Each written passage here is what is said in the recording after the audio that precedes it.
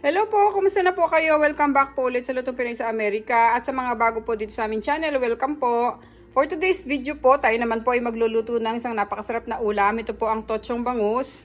Para po sa ating tochong bangus, ito po yung mga kailangan ng nating ingredients. Meron po tayo diyang white onion, yung ating garlic, ginger, black ground pepper, vinegar, soy sauce, cooking oil.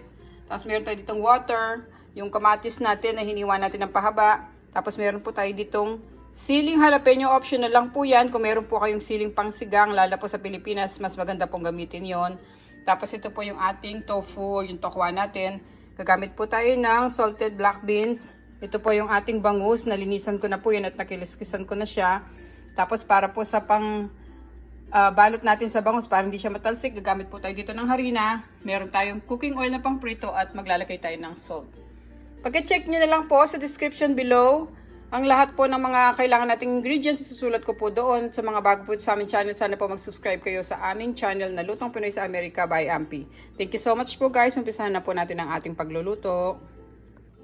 Umpisahan natin dito sa ating tokwa kasi dito sa Amerika guys, wala kami nagbibiling tahure or kung meron man sobrang alat niya kaya hindi namin siya ginagamit.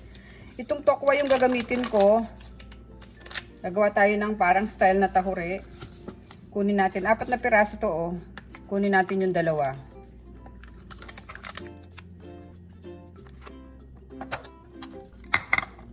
Yan. Tapos itong 2 kanina dun sa ating tub, hiwalay muna natin kasi ito piprituhin natin, isasama natin sa ating totsong bangus mamaya. So itong 2 nandito sa bowl, lalagyan natin ng soy sauce.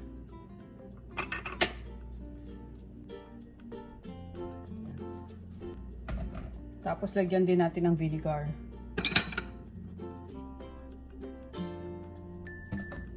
Lamasin natin guys.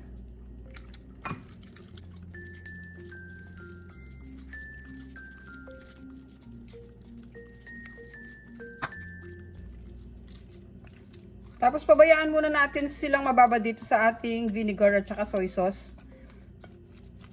Piprituhin muna natin yung ating isda. Para sumipsip ng gusto yung nilagay nating pampalasa sa ating tokwa.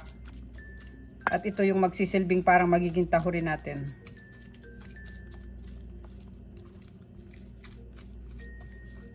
Okay. Yan lang natin siya dito. Lagyan ko siya ng plastic wrap. Yan. Tabi muna natin. Tapos lagyan na natin ng harina yung ating bangus at magpiprito na tayo. Yung bangus natin, nilagyan ko na kanina ng asin, hindi ko lang naipakita. Tap lang natin ng paper towel para mawala yung water. Hindi sila masyadong matalsik.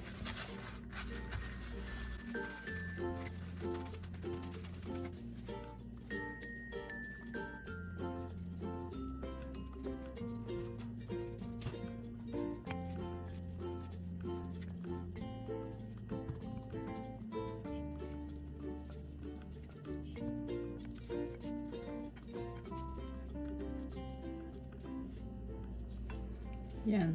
Ready na yung bangus natin. Pwede na natin silang prituhin. Painit tayo dito ng kawali. Lagyan natin siya ng mantika.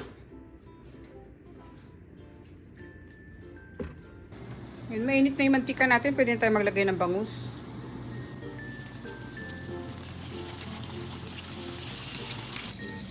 Habang inihintay natin yung ating bangus, hiwain natin itong ating tokwa.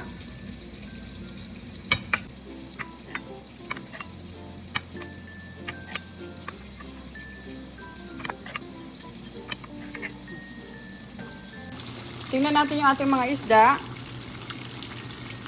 Baligtarin na natin.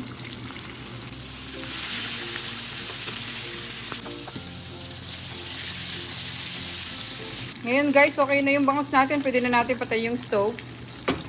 At ilagay muna natin sila dito sa ating paper towel.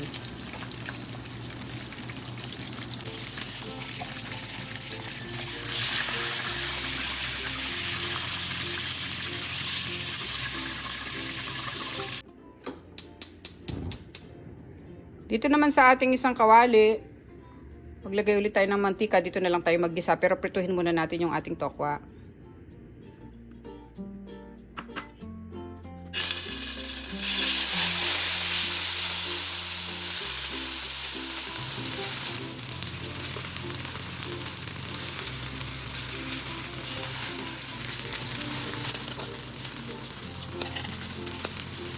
Yan guys, pwede na natin tanggalin tong tokwa. Pwede na yan.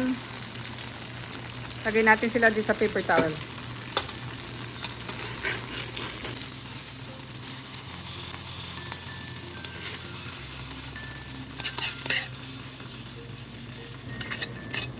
Ngayon dito na lang sa parehong kawali, lagay natin yung ating luya.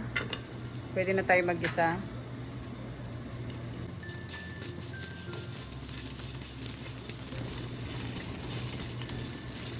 Sunod natin yung ating bawang.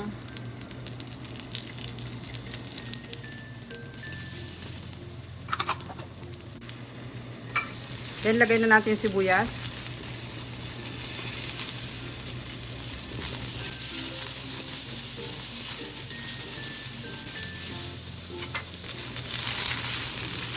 Guys, kung gusto nyo liitan yung inyong ginger o yung ating luya, pwede nyo hiwain ng maliliit. Kaya lang ako kasi gusto ko yung ganito para madaling matanggal. Kasi hindi naman kakainin yan dahil ayaw ng mga bata yung lasa ng luya. Kaya gusto ko yung madali ko siyang matanggal sa ating totsong bangus. So tapos ilagay natin yung kamatis.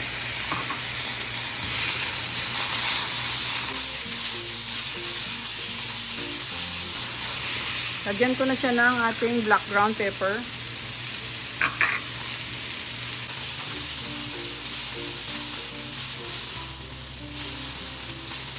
Lagay na rin natin yung salted black beans. Tinanggalan ko ng tubig to kasi masyadong maalit yan kung di natin tatanggalan yung tubig.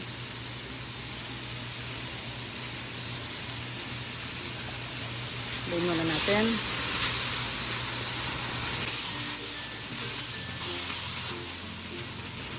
Lagyan na natin siya ng tubig.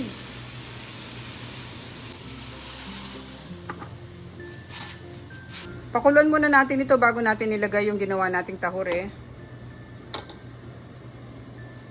Ngayon yan, kumukulo na itong ating nilagay na tubig dito sa ating ginigisa. At malambot na rin ng konti yung kamatis natin. Pwede na natin isunod itong ating tahure o yung ginawa nating tahure. Huwag natin siyang hahaluin kasi mayroon siyang suka or may vinegar. Tatakpan muna natin, tapos pakukuluan natin ulit. Okay. Lagay ko yung takip. Hintayin natin kumulo ulit. Yan. Ngayon kumukulo na ulit. At luto na yung vinegar natin. Hindi na siya sariwa. Pwede na natin ilagay yung ating sili.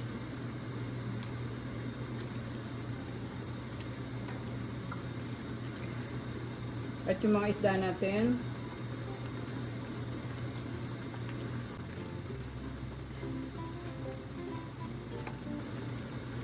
Laki ang hiwa ng mga isda ko kaya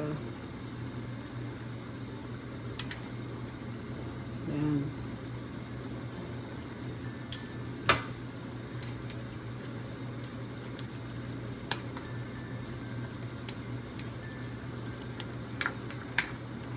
Pakukuluan pa natin to guys. Dahil nilagay natin yung isda, lalagay ko ulit yung takip. Pakuluan natin siya ng mga 2 to 3 minutes. Okay. Okay guys, after 3 minutes, open natin.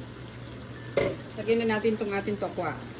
Optional lang yung tokwa guys kung ayaw nyo maglagay kasi gusto namin sa totsong bangus meron siyang tokwa.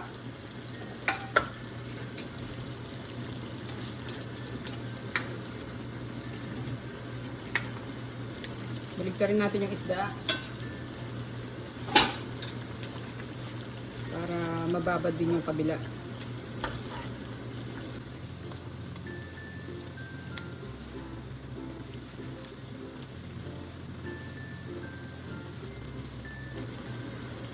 Tikman muna natin kung okay na yung lasa niya. Kailangan natin magdagdag ng asin.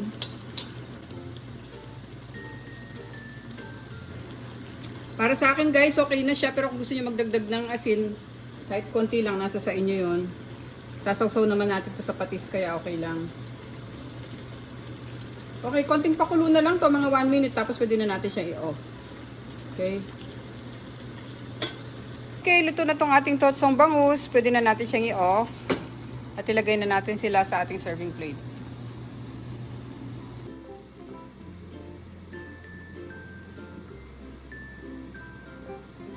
Okay guys, ito na po ang ating recipe for today. Ang atin pong totsong bangus. Sarap-sarap po nito guys, lalo pa sa mainit na kanin.